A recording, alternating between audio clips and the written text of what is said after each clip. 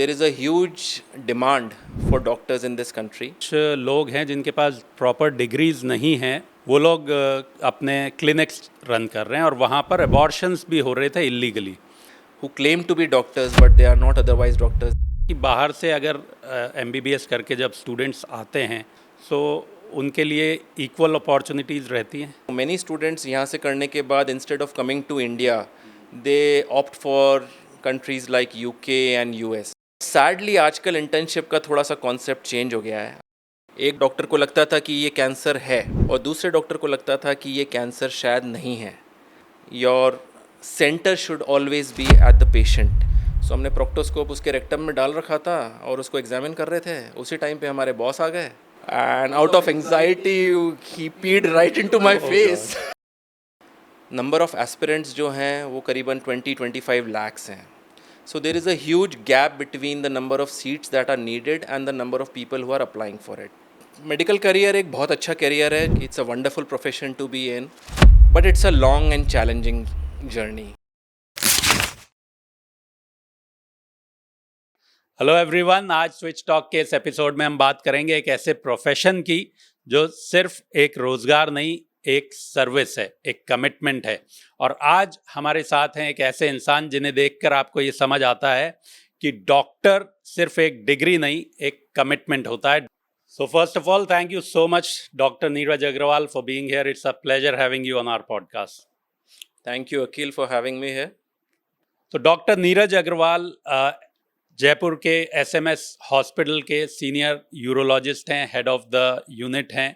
आपने robotic surgeries सैकड़ों अब तक कर दी हैं, जो कि एक अपने आप में नई टेक्नोलॉजी है। साथ में आप प्रोफेसर भी हैं SMS मेडिकल कॉलेज में। सो आप साथ में बहुत सारे स्टूडेंट्स को मेंटोर भी कर रहे हैं, सिखा रहे हैं कि किस तरह से डॉक्टर बनकर लोगों की सेवा की जा सकती है। और आज डॉक्टर साहब हमें बताएंगे कि किस तरह से एज अ डॉक्टर इनकी लाइफ रही है, how has his journey been. I am pretty sure आप सब स्टूडेंट्स जो एस्पायर कर रहे हैं डॉक्टर बनने का, या वो लोग जो जानना चाहते हैं कि डॉक्टर की लाइफ कैसी होती है, उनको अपने सारे क्वेश्चंस का जवाब आज मिल जाएगा। सो डॉक्टर साहब ये बताएं, यूनिसेफ की एक रिपोर्ट है जो ये कहती है कि 65% इंडियन स्टूडेंट्स अपना करियर किसी से मोटिवेट या इंस्पायर होकर डिसाइड करते हैं। So how did you decide to become a doctor? So I think I was pretty clear with my career choice right from the beginning. मेरी फैमिली पूरी doctors की फैमिली है। My father is a doctor, my mother is a doctor, and we are a small family of 2 brothers. And I have grown up watching them become doctors. And हमारे घर में जो शुरू में बातें होती थी सारी, वो मेडिसिन और पेशेंट्स और इन्हीं की बातें होती थी सारी। So I think you can say कि मेरा जो इंस्पिरेशन था वो मेरे पेरेंट्स ही थे डॉक्टर बनने के लिए, and it was but natural for me to become a medical professional. So Neeraj ये बताएं, 1990s में जब आपने डिसाइड किया कि आपको मेडिसिन फील्ड में ही आना है, ऑफ कोर्स फैमिली का भी एक इंस्पिरेशन रहा होगा। और उस ज़माने में जब नीट की जगह PMT का एग्ज़ाम हम उसको बोलते थे, और जब PMT की आप तैयारी कर रहे थे, तो कोचिंग का जो सिस्टम आज है उससे काफ़ी डिफरेंट था। जितना मुझे ध्यान है कि प्राइवेट ट्यूशन्स तो होते थे, कुछ स्टूडेंट्स करते थे, बट कोचिंग्स का इतना ज़्यादा माहौल नहीं था। So how did you prepare for PMT at that time? Coachings का थोड़ा अकील सिस्टम था उस टाइम पे भी, but it was not like what it is today.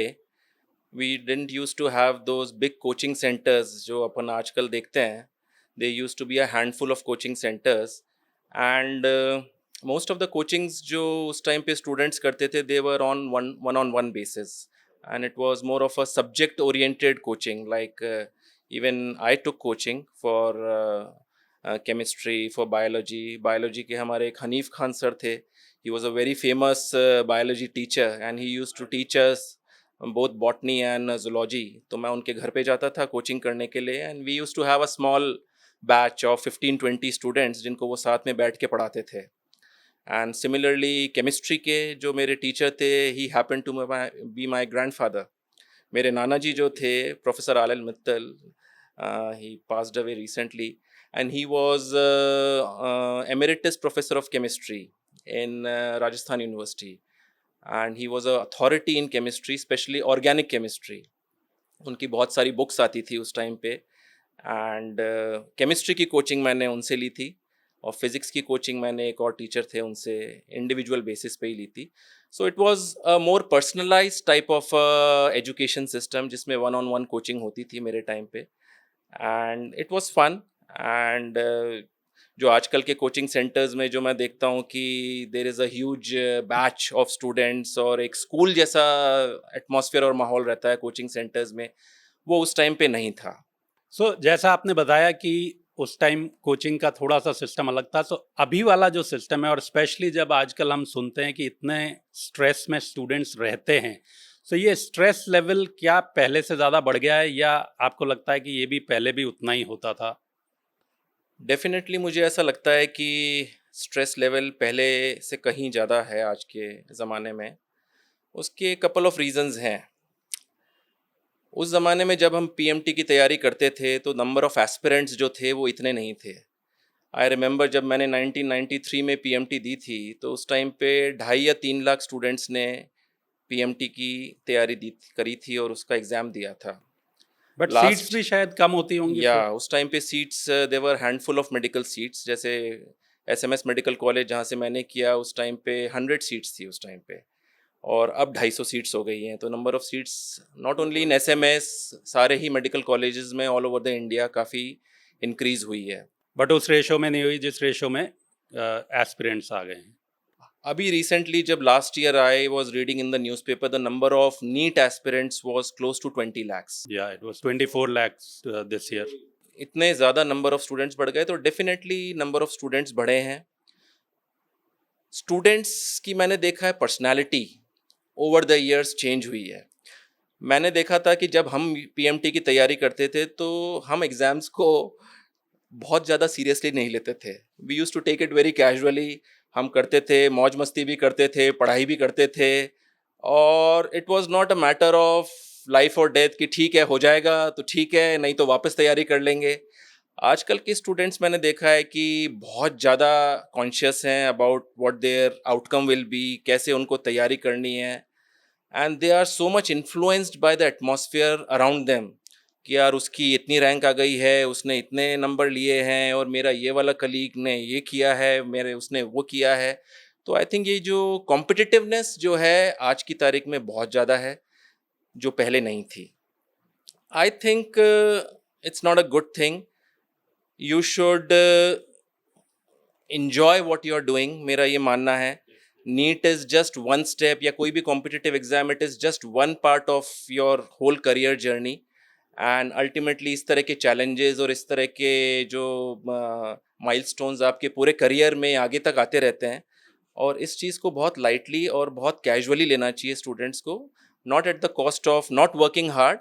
But ठीक है, इनको बच्चों को आजकल बहुत ज़्यादा कॉन्शियस नहीं होना चाहिए, and they should do their best and leave the rest to God. Definitely that's an advice that everybody should take from doctor Neeraj. तो ये बताएं, जब आपका सिलेक्शन हुआ और आपको कॉलेज मिला, तो अर्ली कॉलेज लाइफ कैसी थी, उसका कुछ एक्सपीरियंस अगर आप शेयर करना चाहें.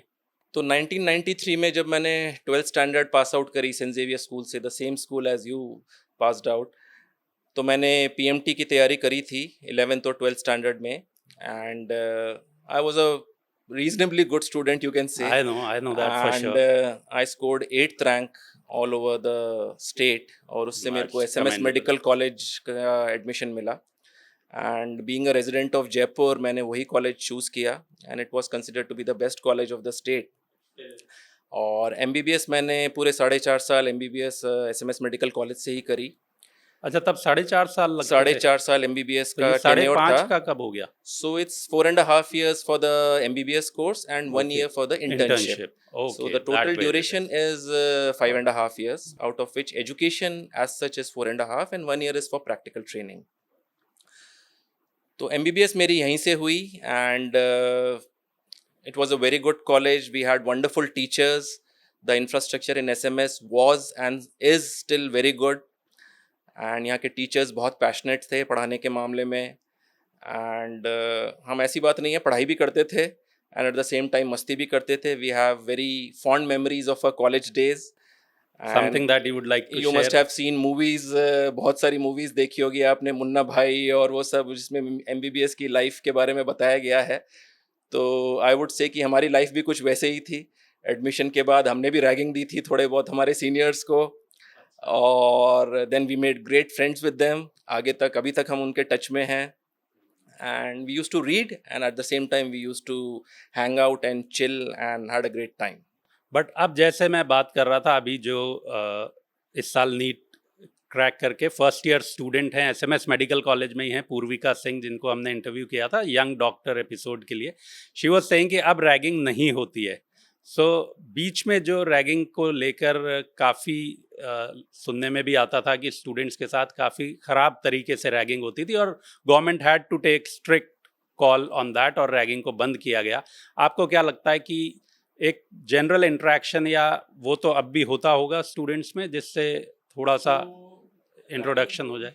सो रैगिंग होती थी उस टाइम पे भी, एंड फॉर्चुनेटली हमारे कॉलेज में जो रैगिंग होती थी, और you can call it more of an interaction rather than a ragging, वो एज सच इतनी रिगरस रैगिंग नहीं होती थी।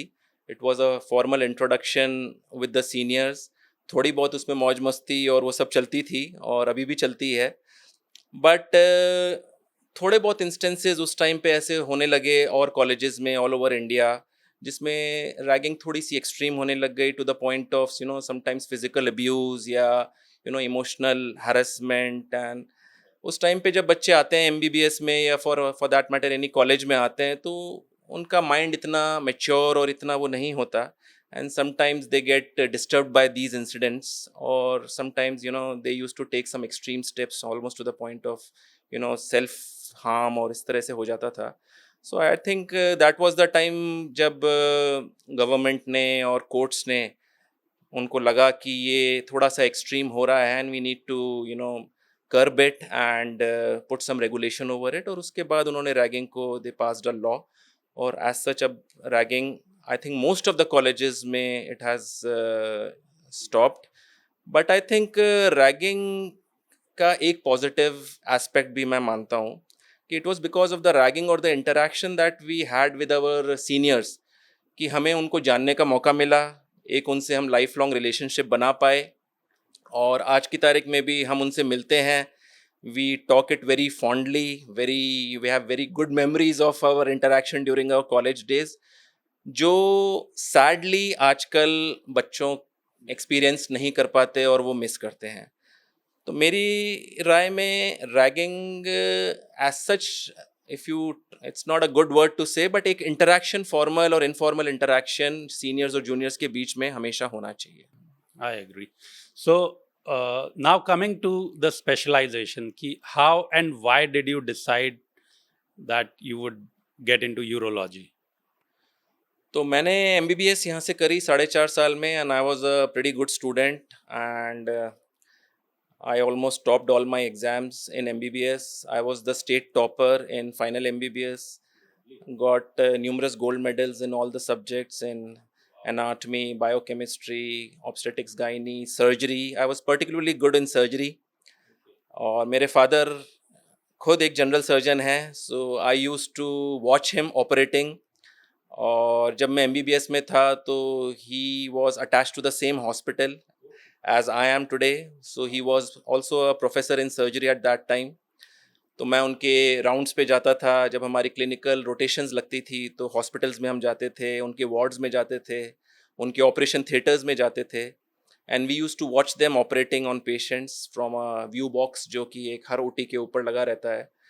सो एक बहुत यू कैन से कि उसी टाइम से हमें लगने लग गया था, और मुझे लगने लग गया था कि एक surgery is the right branch that I want to specialize in, and at the same time having a influence back at home, it added to that desire. So here a question comes to my mind, जो nepotism की generally बात होती है बॉलीवुड में या politics या sports में, but I think this is kind of positive for professions like doctor, engineer, lawyer or CA. Do you think there is a difference, या क्या किस तरह से आप इसको देखते हैं? I think people look at it कि अगर फादर डॉक्टर है और बेटा भी अगर डॉक्टर बन रहा है तो ही माइट थोड़ा सा he might gain some advantage from his father, और ये नेपोटिज्म की उस टाइम पे बातें आ जाती हैं. बट मुझे ऐसा लगता है कि नेपोटिज्म को उस तरह से नहीं देखना चाहिए. I always use to get inspired from my father, watching him operate, watching him see patients. और एट द एंड मेरे को ऐसा लगता है कि नेपोटिज्म या इन्फ्लुएंस एक पर्टिकुलर लेवल तक ही काम कर सकता है. If you want to rise in life या if you want to be successful, no matter आपके घर में कितने इन्फ्लुएंसेस हों, कितने आपके कॉन्टैक्ट्स हों, ultimately it is upon you कि आप अपने आप को कैसे मोल्ड करते हैं, कैसे ग्रो करते हैं, how hard you work. And at the end of the day success is all about your hard work, perseverance. And I don't think nepotism plays a very big part. ये अपन film industry में भी देखते हैं आजकल, जो बड़े बड़े actors हैं उनके जो सन्स हैं एंड डॉटर्स हैं वो फिल्म इंडस्ट्री में आए. Not everybody makes it, and not everybody is successful in the careers that their parents were in.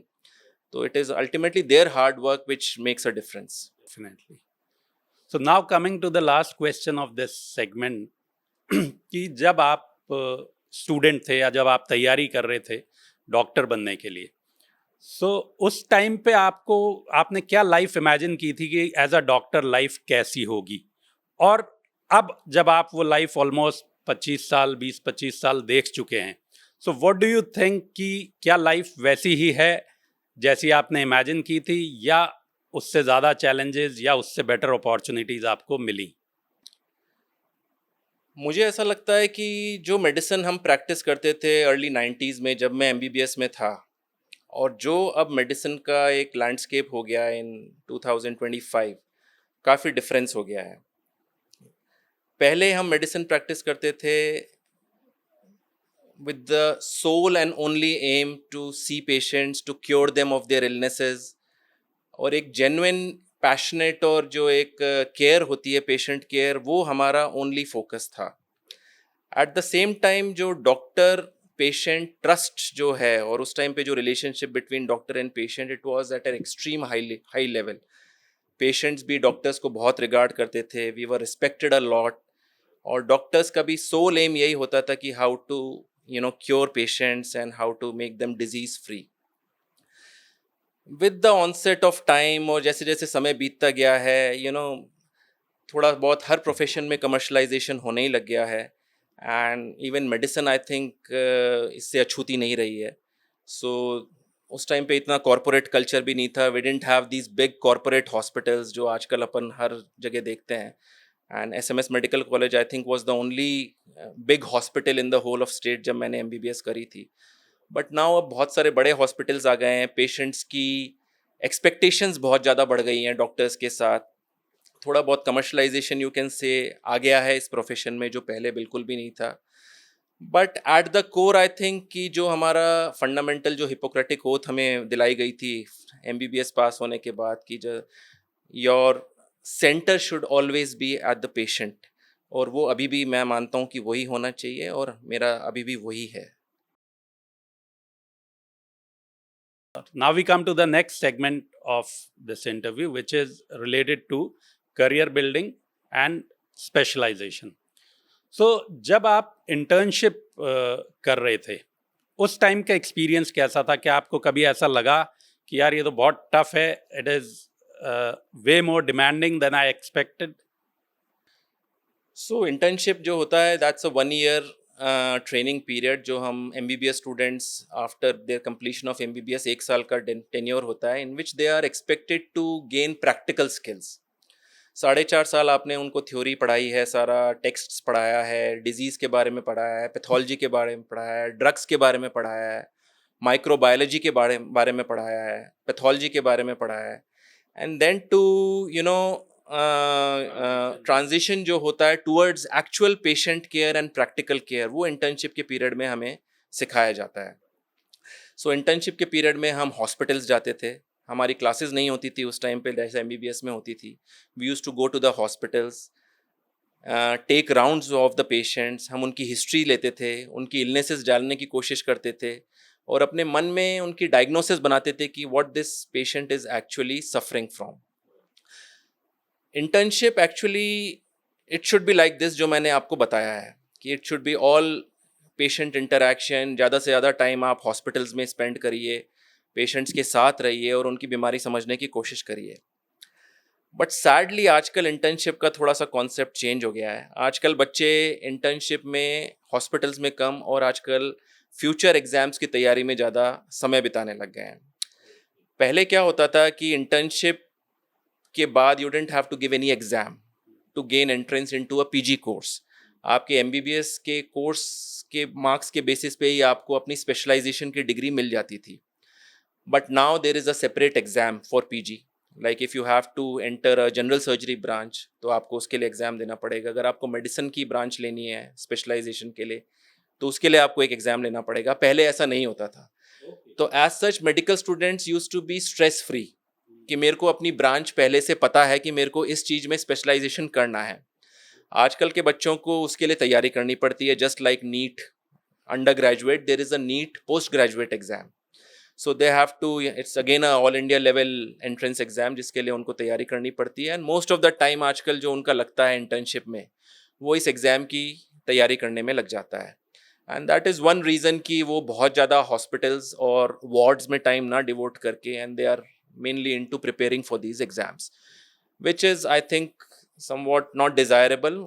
But this जो सिस्टम आजकल ऐसा ही चल रहा है। But why do you think this has changed? क्योंकि जिस बच्चे ने एमबीबीएस कर लिया और स्पेशलाइजेशन ऑफ कोर्स अब मास्टर्स में जाके होता है, बट उससे ये तो एक्सपेक्टेड है ही कि भाई वो डॉक्टर अगर बन गया है तो मास्टर्स भी करना आजकल तो मैंडेटरी हो गया almost. So why do we have another entrance? Do you think there is any possibility कि ये एंट्रेंस हट जाए? तो जब मैं एमबीबीएस कर रहा था तो उस टाइम पे वो पीजी का एंट्रेंस टेस्ट होने लग गया था। And it was there for about 5-10 years, पहले से होने लग गया था। And it used to be a centralised admission test for the whole country, जिसके बेसिस पे कॉमन मेरिट लिस्ट बनती थी। और जिस ब्रांच में आपको स्पेशलाइज करना है उसके बेसिस पे आपको, मार्क्स के बेसिस पे आपको एडमिशन हो जाता था। गवर्नमेंट का ये थिंकिंग थी और एक रैशनल ये था कि they should be a uniform assessment of all the medical graduates of the country, जिसमें वो देख सकें कि कौन सा स्टूडेंट केपेबल है किसी पर्टिकुलर ब्रांच में जाने के लिए। क्योंकि हर एक मेडिकल कॉलेज का, thousands of medical colleges in the country, और हर एक मेडिकल कॉलेज का एक अलग ग्रेडिंग सिस्टम होता है, असेसमेंट सिस्टम होता है। तो मे बी दे थॉट कि किसी कॉलेज का कम है, किसी कॉलेज का ज़्यादा स्ट्रिक्ट है, and that might have some influence on the future medical aspirants जो कि एक ब्रांच लेना चाहें। तो इसलिए उन्होंने एक कॉमन एंट्रेंस टेस्ट इंक्लूड कर लिया था। Okay, so now we come to the next segment, which is opportunities abroad. So government का एक डेटा है विच सेज कि ऑलमोस्ट 20,000 स्टूडेंट्स हर साल किसी फॉरेन कंट्री से एमबीबीएस करने के लिए जा रहे हैं। तो डू यू थिंक कि बाहर से अगर एमबीबीएस करके जब स्टूडेंट्स आते हैं सो उनके लिए इक्वल अपॉर्चुनिटीज़ रहती हैं? सो पहले अपन ये देखते हैं कि बाहर एमबीबीएस करने के लिए इतनी बड़ी संख्या में लोग, मेडिकल स्टूडेंट्स क्यों जा रहे हैं एमबीबीएस करने के लिए। If you talk about the number of medical seats in the country, I think there are roughly about 1.5 to 2 lakh medical seats, both in the government as well as in the private sector. Number of aspirants जो हैं वो करीबन 20-25 lakhs हैं. So there is a huge gap between the number of seats that are needed and the number of people who are applying for it. Secondly, government medical seats are handful, 75,000 से I think 1 lakh के बीच उससे में भी ही कम है ही होंगी। Government medical seats. And medical education in the country is highly subsidised. On the other hand जो private medical education है, जो प्राइवेट मेडिकल कॉलेजेस हैं, वहाँ पे जो फीस स्ट्रक्चर है और जो उनकी जो है, that is I think beyond the reach of many common persons, जो कि so not everybody can afford a private medical college in this country. उसके बाद क्या हुआ कि आसपास की जो नेबरिंग कंट्रीज़ हैं, like China, like Russia, Philippines, इन लोगों ने, मॉरिशस, इन लोगों ने अपने मेडिकल कॉलेजेस खोले and they started inviting applications from Indian students to pursue MBBS, और वहाँ पे बहुत सारे मेडिकल स्टूडेंट्स जाने भी लग गए। बट हमने इंडियन मेडिकल स्टूडेंट्स को भी देखा है जो यहाँ से ग्रेजुएशन किया है, and we keep seeing medical students जिन्होंने बाहर से भी एमबीबीएस किया हुआ है। जो ट्रेनिंग मुझे ऐसा लगता है इंडियन मेडिकल कॉलेजेस करवाते हैं या जो उनका यहाँ पे प्रोग्राम है, that is more robust, that is more I would say comprehensive, and it makes them better doctors as compared to जो मेडिकल कॉलेजेस बाहर से जो करके आते हैं. उसके बाद once they complete their MBBS from a foreign university, they are not directly absorbed into the Indian medical system like जो यहाँ के मेडिकल कॉलेजेस से करा है. They have to appear for a separate exam which is known as the Foreign Medical Graduate Exam, FMG exam. And only if they clear that FMG exam, then they are allowed, or they are given the license to practice medicine in India. FMG exam की pass percentage, it is unfortunately very low.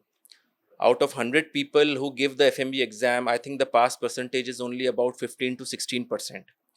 So, despite spending a lot of money from foreign universities, only a handful of medical students ultimately get a license to practice medicine in this country.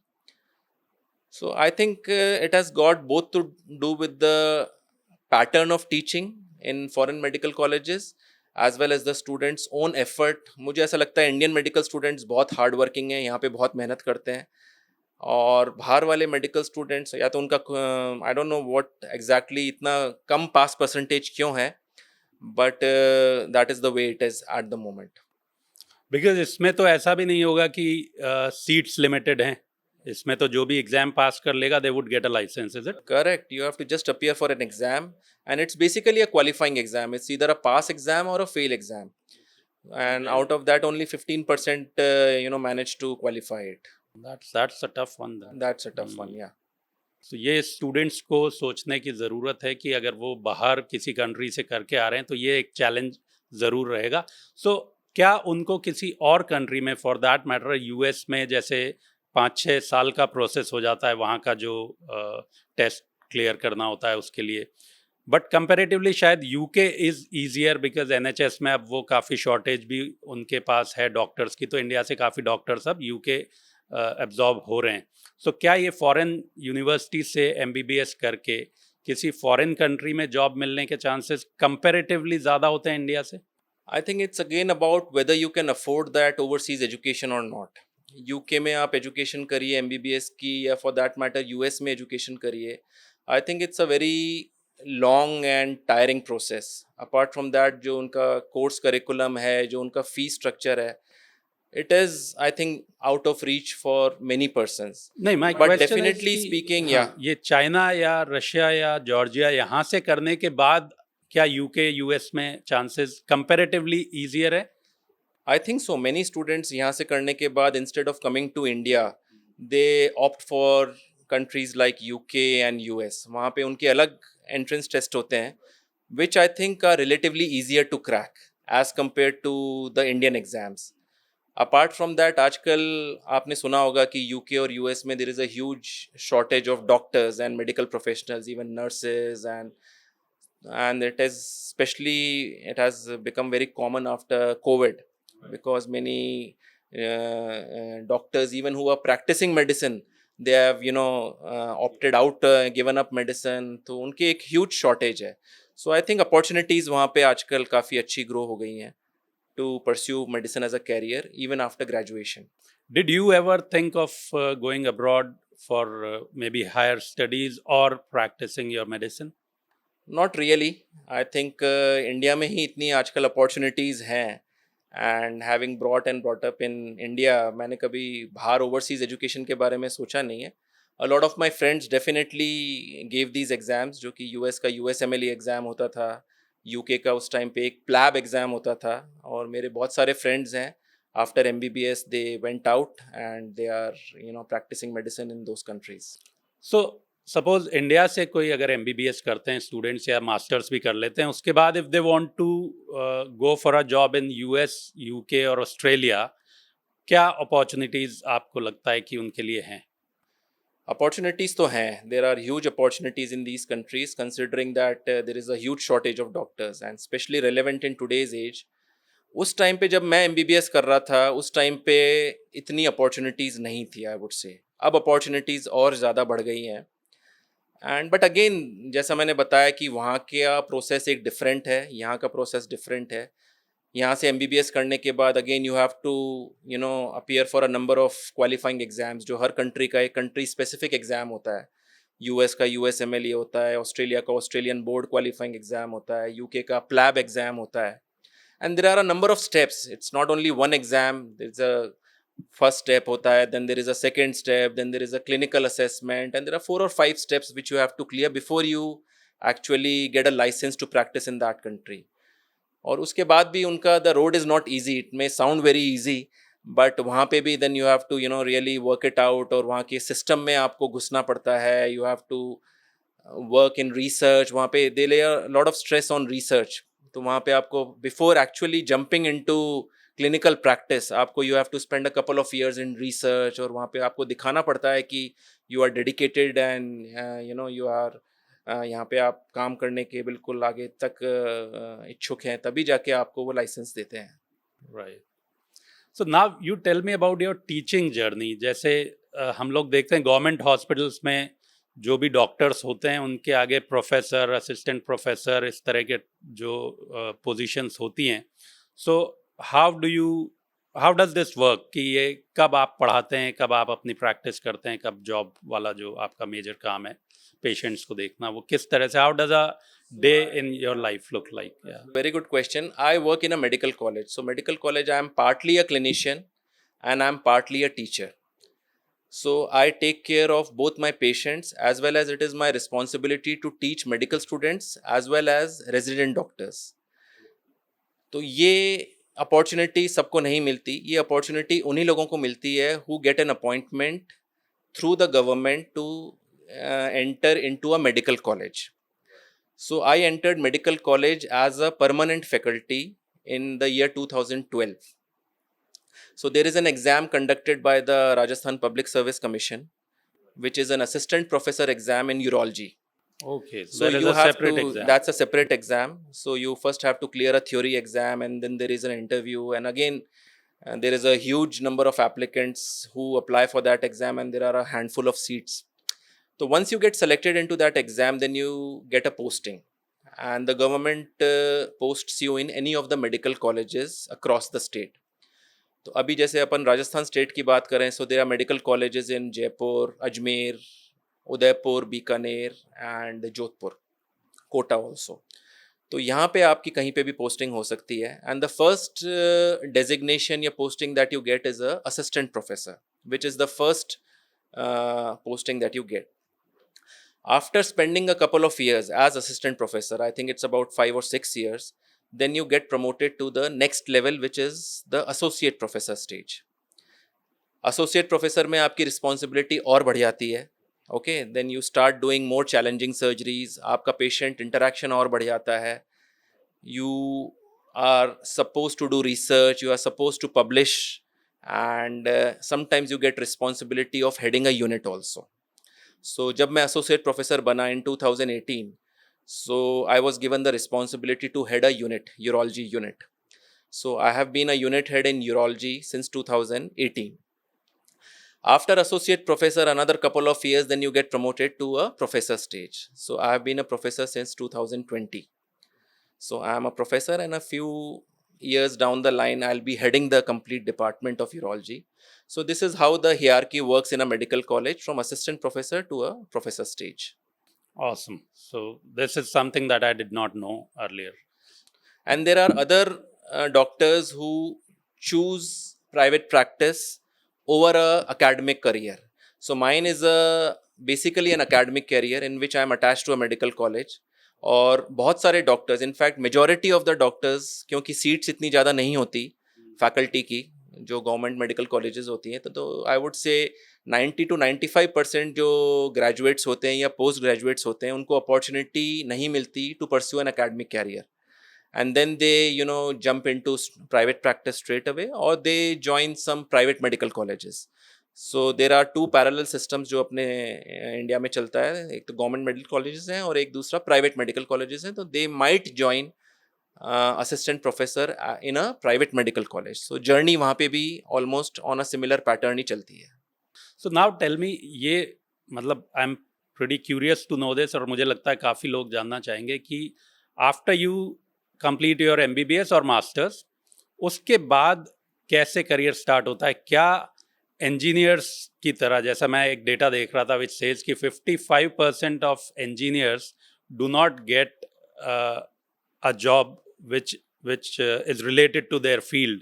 So 25,000 per annum से भी कम salary पर काम कर रहे हैं 55% engineers. सो क्या doctors के साथ भी इस तरह की कोई प्रॉब्लम आती है, या सब डॉक्टर्स कंज्यूम हो जाते हैं ठीक पोजीशंस पे? आई थिंक इंडिया एक ऐसी कंट्री है वर्ल्ड में जहाँ पे doctor population ratio is one of the least in the world. So there is a huge demand for doctors in this country, which unfortunately is not the case with other professions, है ना. Apart from that, the number of medical seats जो कि India में हैं, they are very low as compared to the number of doctors that we require every year. So I would say most of the doctors who pass out, they do get some sort of a job and they are reasonably placed. And some of them jump into practice, some of them pursue higher education, कुछ लोग बाग faculty में चले जाते हैं.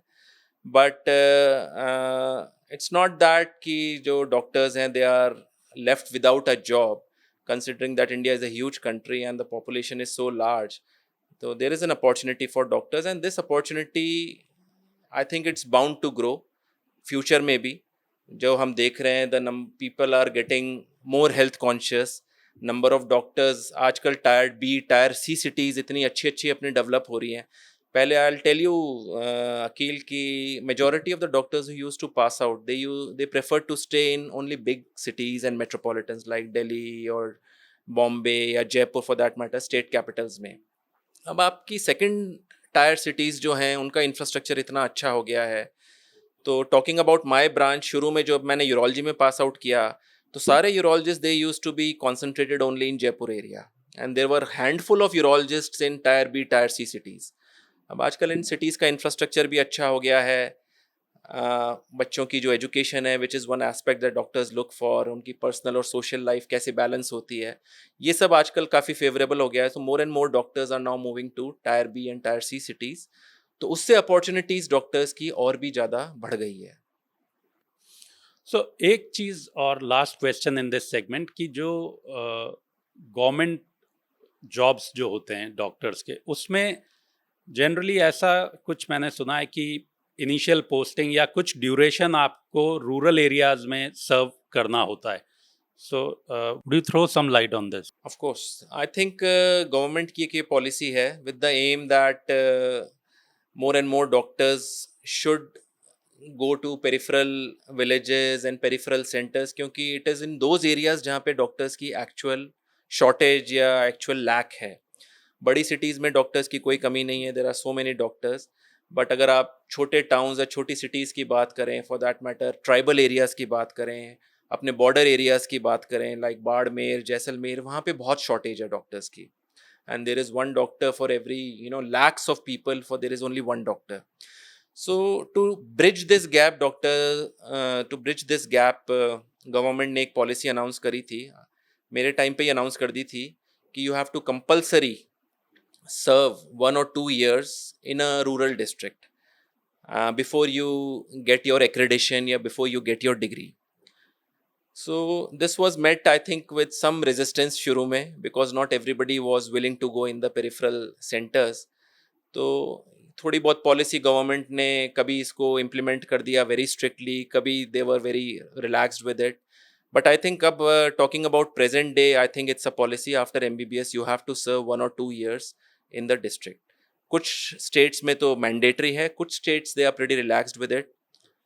तो just government का अपना point of view ठीक है, and they are more concerned with the general population and the general जो पर्सन्स हैं पेरिफेरी में, कि they should get access to health care.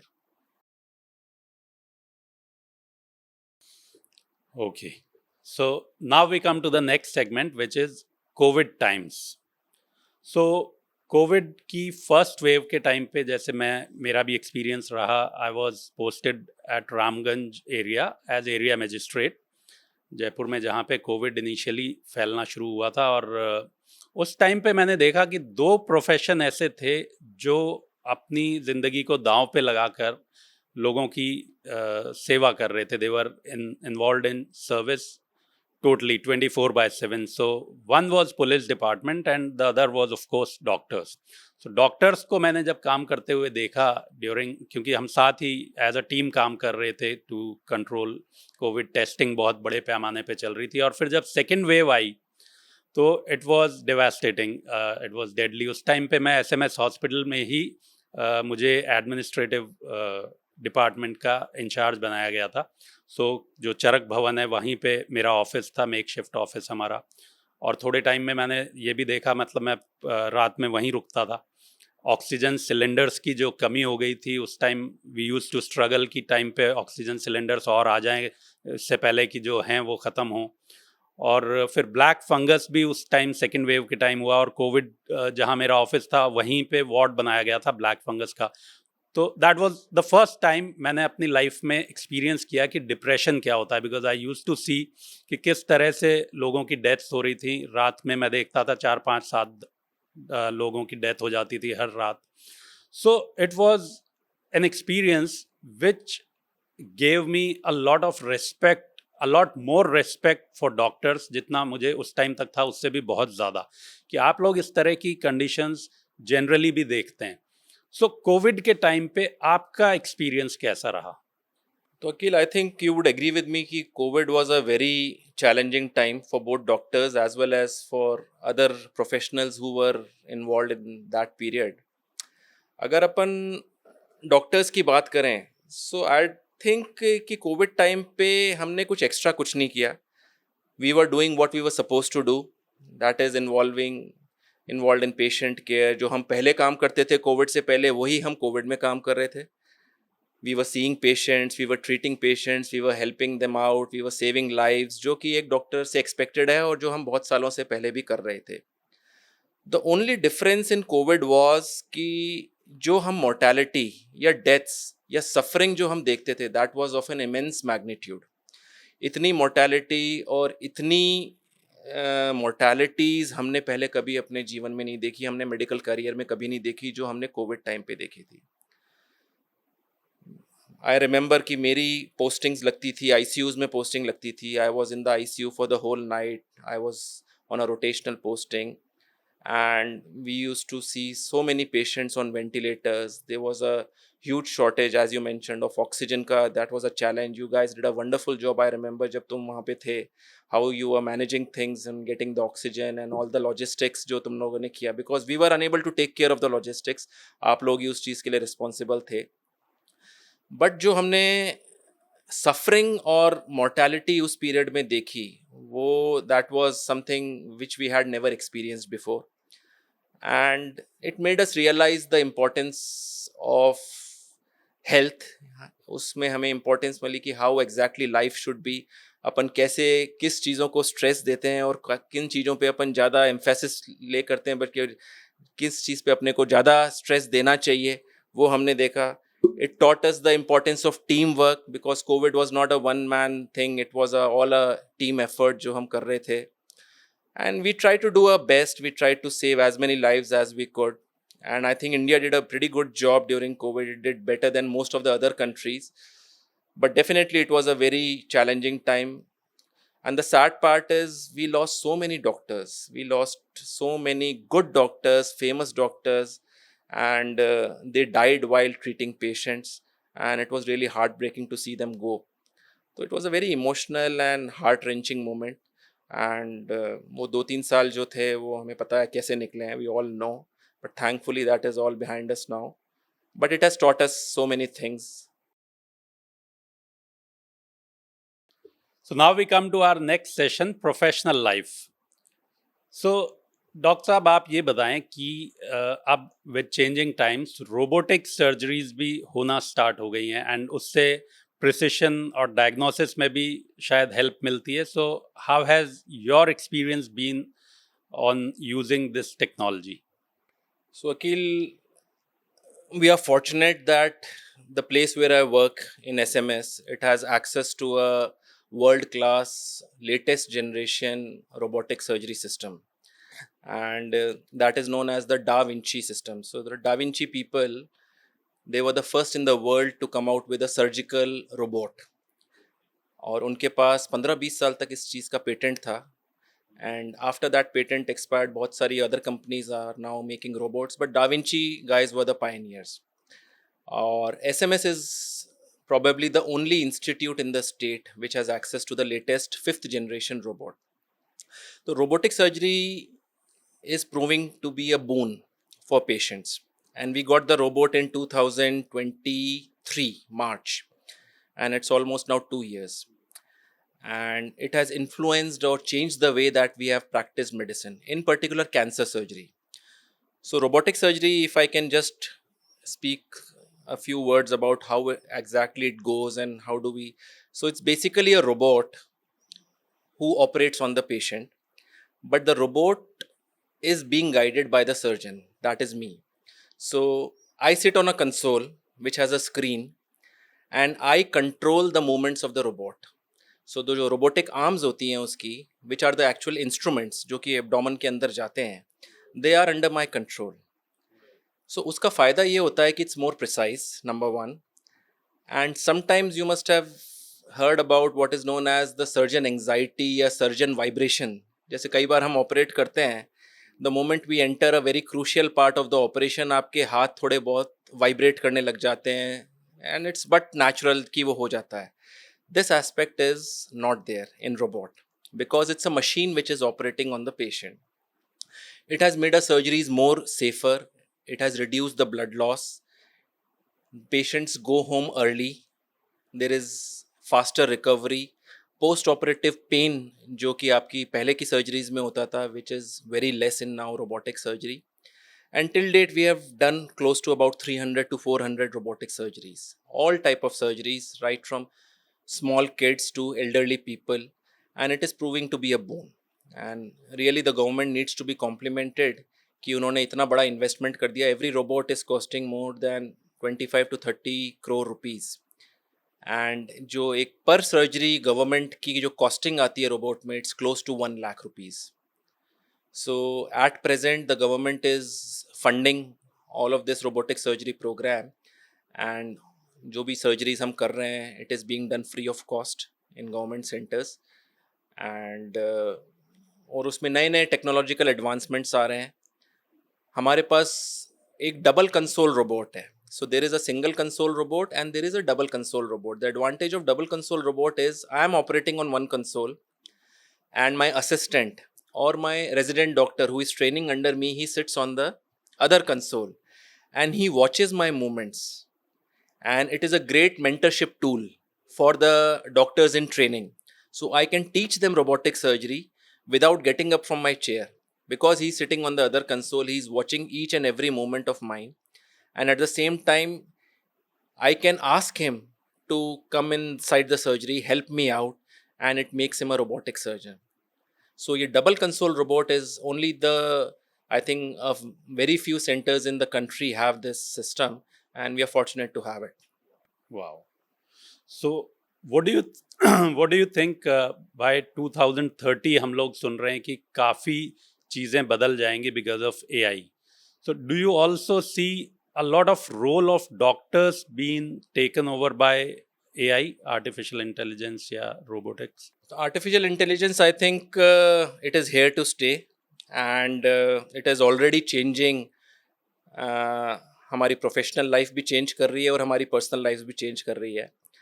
And everybody now has access to these AI platforms, whether it is ChatGPT or DeepSeek or Google Gemini. Aajkal it has made life so much easier. Talking about professional life, I think AI, talking about my branch in urology, it has changed the way we are practicing medicine. The first part of AI is, I think, in the diagnostics. The way we diagnose diseases, उनकी हम क्या problems हम कैसे diagnose, because care बाद में आती है, diagnosis पहले आती है. So AI is helping us in arriving at a very precise diagnosis. So there are numerous algorithms that we follow in AI.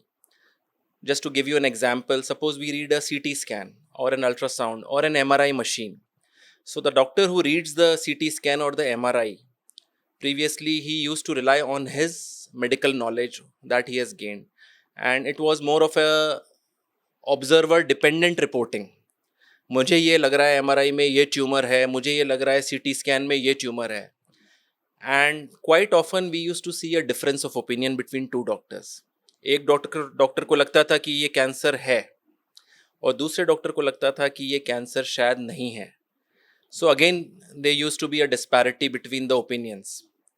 With the coming of AI, now we have so much data that AI is accurately able to predict कि what exactly is the diagnosis.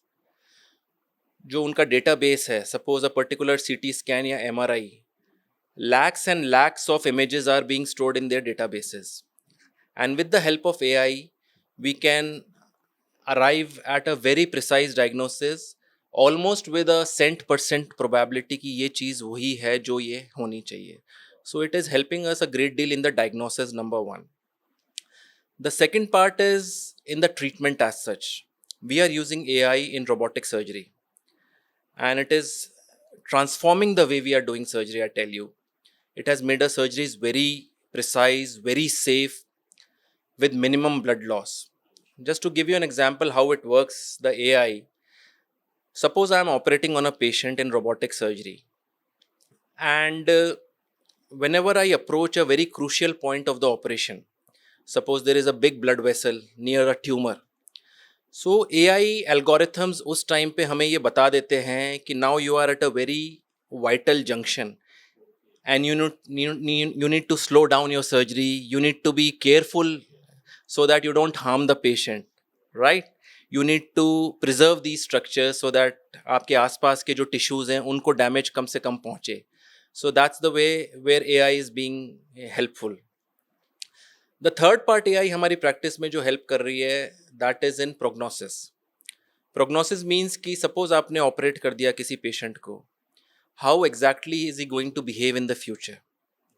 Is he going to remain disease free? उसके कहीं ये disease वापस तो नहीं आ जाएगी? So again, उस disease का AI के पास इतना database है कि we are reasonably able to predict कि whether or not he is likely to have a recurrence in the future or not. This disease is going to come back in the future or not.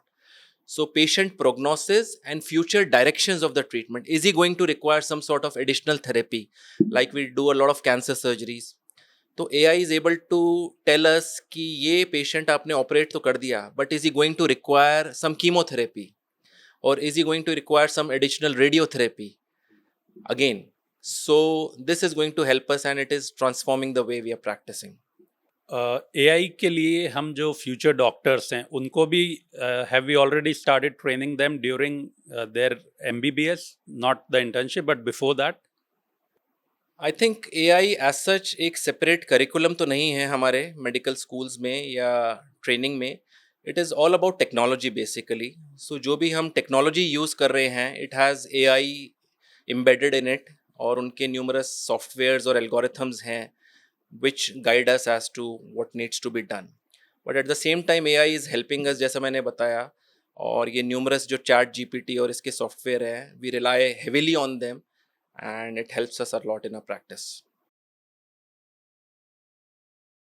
So now we come to the next segment, which is regarding financial stability in a doctor's life. So here the first question is कि लोग generally ये सोचते हैं और मानते हैं कि भाई डॉक्टर इंजीनियर दो प्रोफेशंस की बचपन से हम सुन रहे हैं कि भाई डॉक्टर अगर आप बन गए तो आपकी लाइफ सेट है, फाइनेंशियली स्टेबिलिटी आ जाती है एक.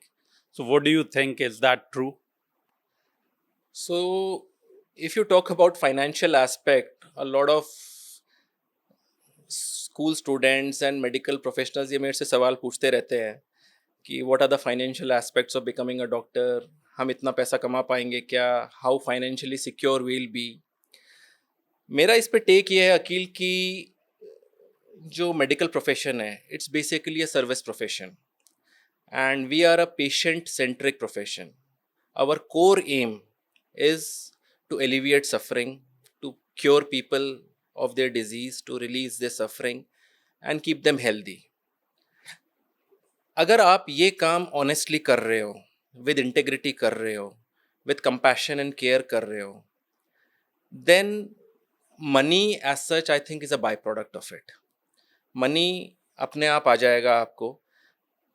As such पैसा कमाने के लिए या मनी अर्न करने के लिए अगर किसी को मेडिकल प्रोफेशन चूज करना है तो I would advise them not to go for it. There are other professions, but having said this, doctors I by far are comfortable as far as their financial status is concerned. They make a reasonable amount of money, they do lead a comfortable life, but it only comes as a byproduct if you practice medicine with integrity and honesty. एक और इसी से related question है which may vary for different people, but जो government service में doctors जाते हैं और जो प्राइवेट प्रैक्टिस करते हैं, उन दोनों में कंपैरेटिवली फाइनेंशियली कहाँ आपको लगता है कि ज़्यादा स्कोप है? अगर अपन इंडिया की बात करें अकील, तो 75% ऑफ मेडिकल केयर जो है इंडिया में, it is in the private sector. So every 3 out of 4 people will first approach a private doctor and only 25% go to a government institution. That is because the number of government doctors are less. The government is not able to spend that much on healthcare as it should. I was reading the data. I think the government spends close to, I think, only 1.5 to 2% of its GDP on healthcare, whereas other developed countries like US, UK, they spend close to 20% of their GDP on healthcare. So government में definitely doctors are shortage है वहाँ पे.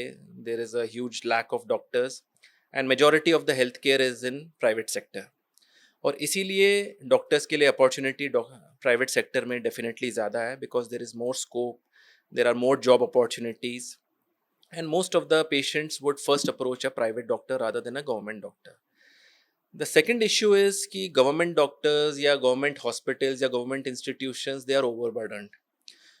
अगर आप किसी भी government hospital में जाओगे तो you would find huge crowds, huge lines, because the treatment is free or heavily subsidized, and not everybody can afford a private healthcare setup. So इस वजह से opportunities private sector में definitely for doctors ज़्यादा है. So this reminds me of one of my experiences when I was posted as SDM in one of the tribal subdivisions, Simalwara Dungarpur district में. वहाँ पर मुझे शिकायत मिली कि कुछ लोग हैं जिनके पास प्रॉपर डिग्रीज नहीं हैं, प्रॉपर उन्होंने मेडिसिन की पढ़ाई नहीं की, लेकिन वो लोग अपने क्लिनिक्स रन कर रहे हैं और वहाँ पर अबॉर्शंस भी हो रहे थे इलीगली. सो मैंने पुलिस से टाइप करके हम लोगों ने वहाँ पर रेड की, और रेड में वहाँ पर it was shocking for us to see कि करीब 50 पेशेंट्स वहाँ पर एडमिट किए हुए थे लोगों ने अपने क्लिनिक्स में, जहाँ पर, और वो वहाँ पर कुछ अबॉर्शंस की भी हमें रिपोर्ट्स मिली, उनको भी हमने देखा, तो दोज वर ट्रू. तो it was shocking for me, and then I started finding कि ऐसा क्यों है कि जब इतने अच्छे गवर्नमेंट फैसिलिटीज़ हैं उसके बाद भी लोग प्राइवेट में क्यों जा रहे हैं. And when you just mentioned कि 3 out of 4 initially go to private doctors, rural areas में मुझे लगता था कि शायद it should be the other way around, but ऐसा नहीं था, and that is totally true. But मुझे लगता है कहीं ना कहीं हमें इसका एक एस्पेक्ट ये है कि India is a very big country, और I think literacy is one issue that India में उतनी अच्छी नहीं है. So most of the people, specially in villages या tribal areas as you mentioned, they don't realise या they don't actually know whom to approach. तो उनको कई बार सो कॉल्ड ये जो RMPs जिनको हम बोलते हैं या क्वैक्स बोलते हैं, who claim to be doctors but they are not otherwise doctors, they are just practicing medicine for the sake, तो वो उनके पास चले जाते हैं. बट इट्स मतलब ये पेशेंट्स या जो जनरल पब्लिक को अपन we can't blame them for this, because वहाँ पे एक्चुअल डॉक्टर्स की शॉर्टेज बहुत है, एंड वट एवर उनको एक्सेस जो हेल्थ केयर वो दे सकते हैं वो दे रहे हैं. But definitely government is taking a strict action on this. It is a crime to practice medicine without a valid credential. और धीरे धीरे ये जैसे जैसे लिटरेसी बढ़ेगी, जैसे जैसे लोग बहुत अवेयर होंगे कि whom to approach, तो ये चीज़ें कम होती रहेंगी. और क्या. I'm sure. Now this brings me to the last question of this segment कि जिस तरह की फीस की बात आती है, बिकॉज जब फाइनेंशियल स्टेबिलिटी की हम बात कर रहे हैं तो एक फ़ी को लेकर भी स्टूडेंट्स के दिमाग में रहता है कि गवर्नमेंट कॉलेजेस में अगर आपको पढ़ाई करनी है तो फ़ी काफ़ी कम है as compare to private colleges. दूसरे जो प्रोफेशंस हैं उनमें शायद इतना गैप नहीं होता है। So would you be able to tell us more about it? So government sector में जो एजुकेशन है, medical education, that is heavily subsidised, and for some segments of the society I think it's totally free. Like I remember, for girls medical education is totally free, for certain castes it's totally free, but it is the obligation of the government to make more doctors, and ultimately वो जाके they will go into public service और health care में जाएंगे ही जाएंगे. जहाँ तक private medical colleges का सवाल है, तुमने सही कहा कि इसमें there is a huge gap between the fee that is being charged in government and private. And I think उसके there are a couple of reasons. First of all, opening up a medical college in itself is a very big thing. You need a huge infrastructure, you need a huge piece of land, you need to invest hundreds of crores rupees to set up a medical college, you need to appoint hundreds of doctors and infrastructure सब बनाने के लिए. So I think ये aspect है which is basic, जो reason है कि why they are charging so much फी.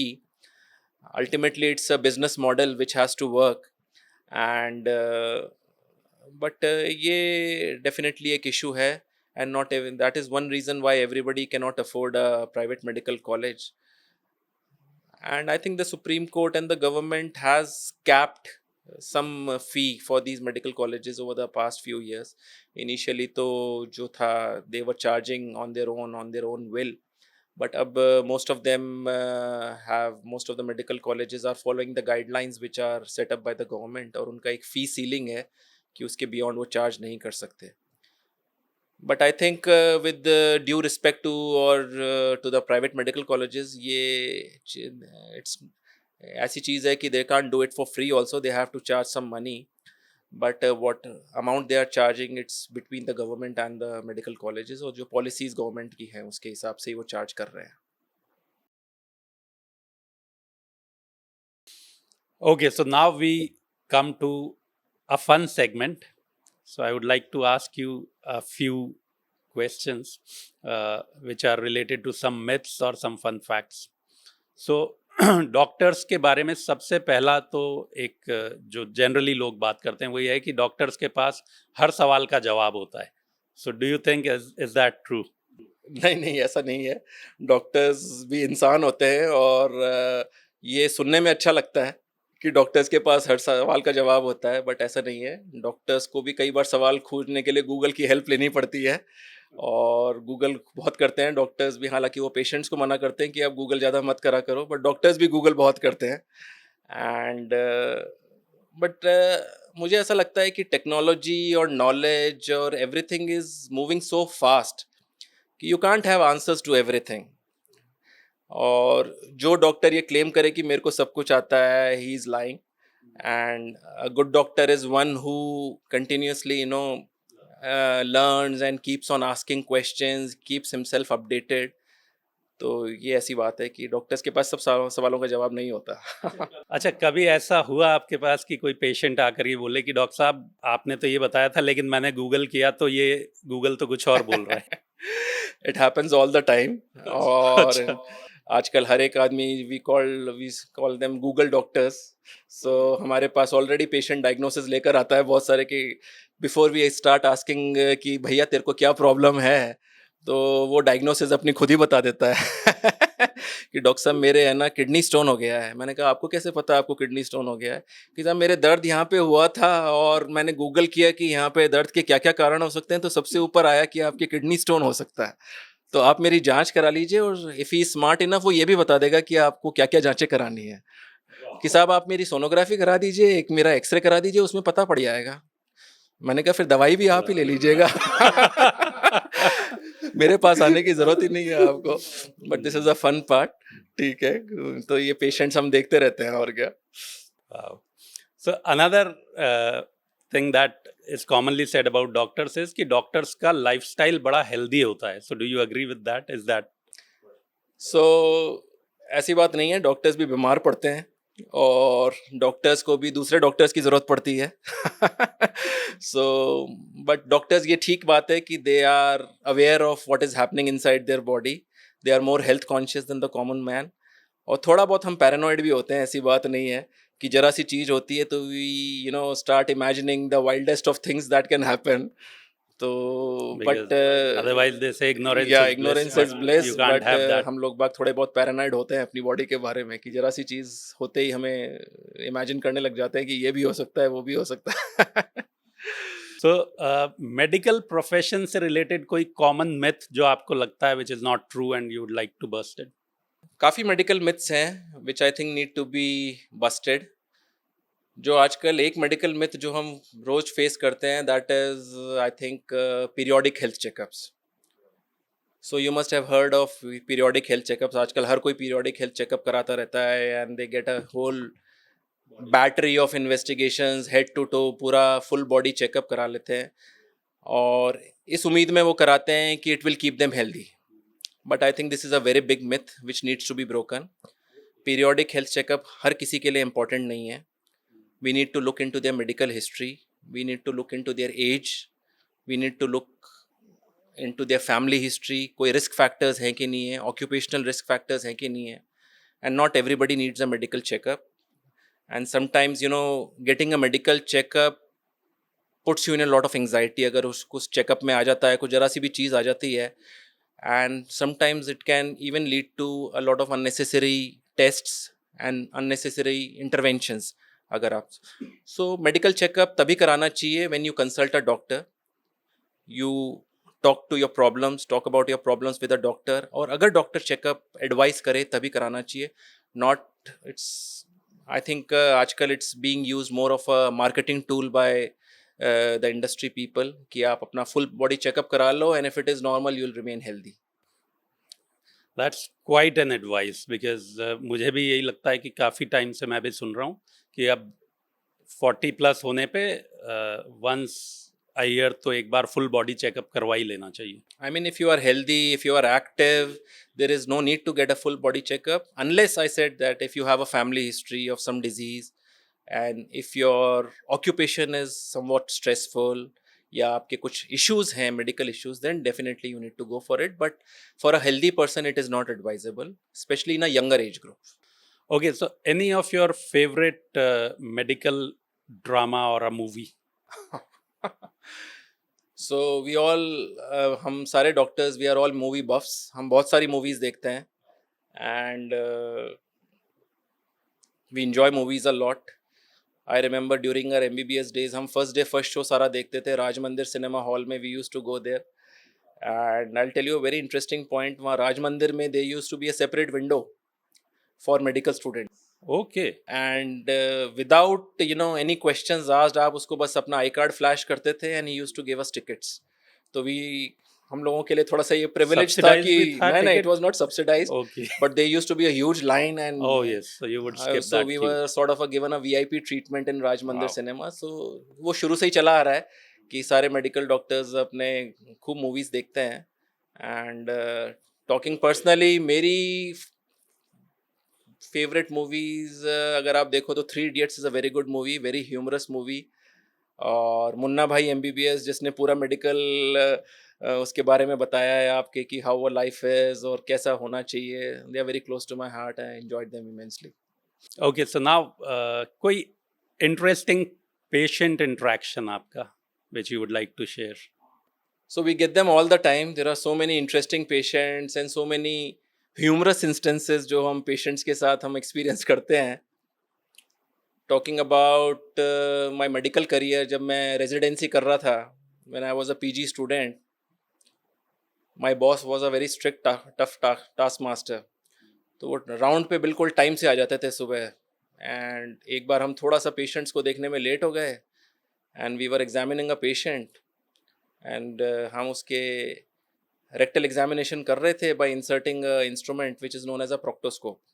सो हमने प्रोक्टोस्कोप उसके रेक्टम में डाल रखा था और उसको एग्जामिन कर रहे थे। उसी टाइम पे हमारे बॉस आ गए and we left the proctoscope inside the patient and we rush to the round, डर के मारे।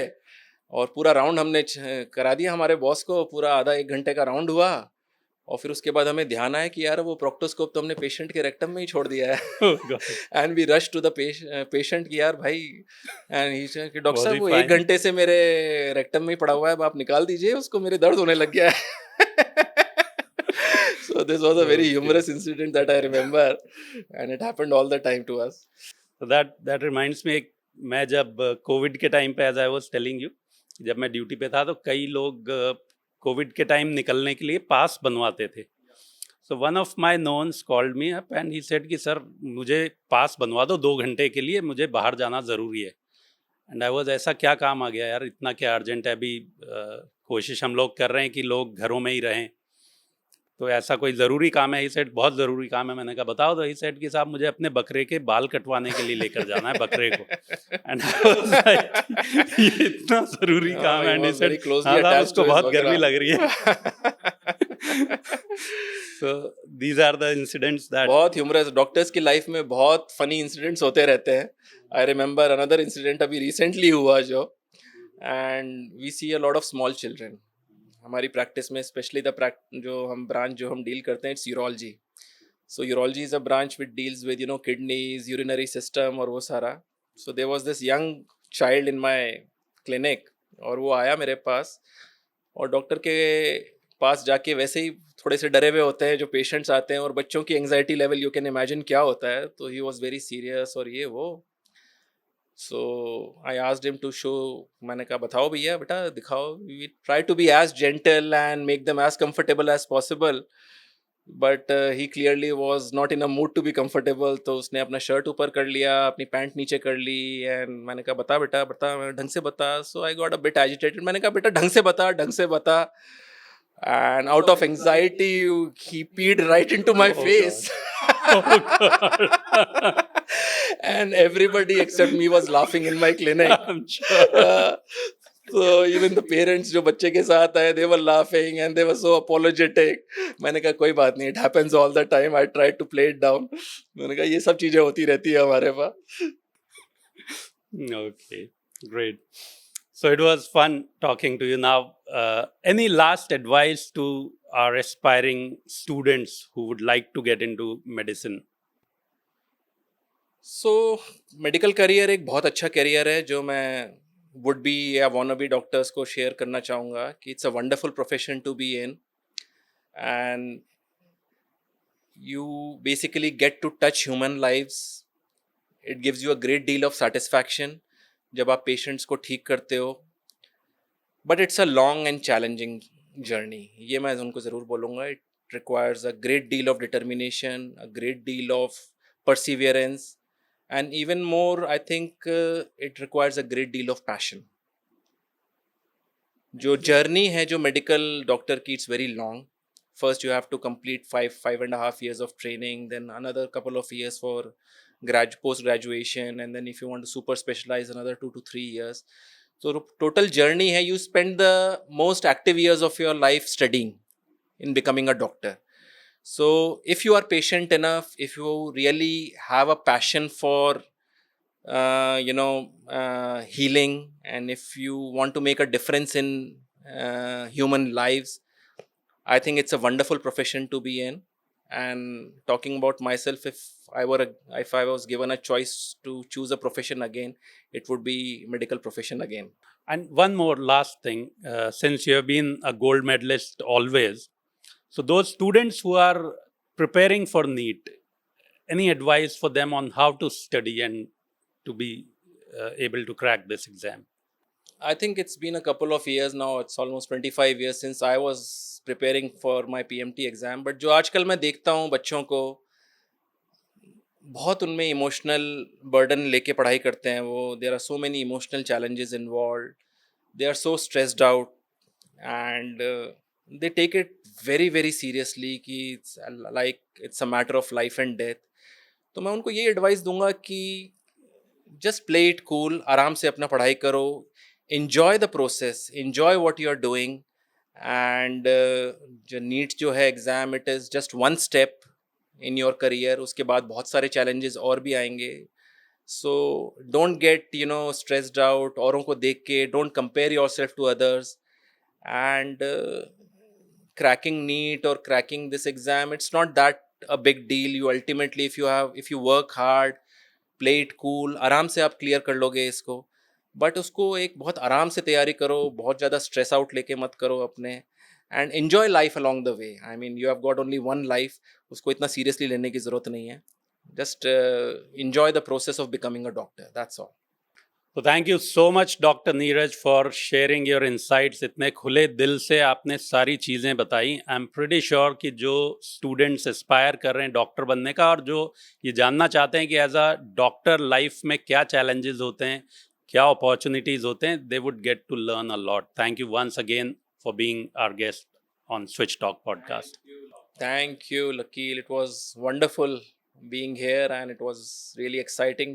This was my first podcast, one-on-one with you, and I hope to be here again. Thank you so much. Thank you. Thank you.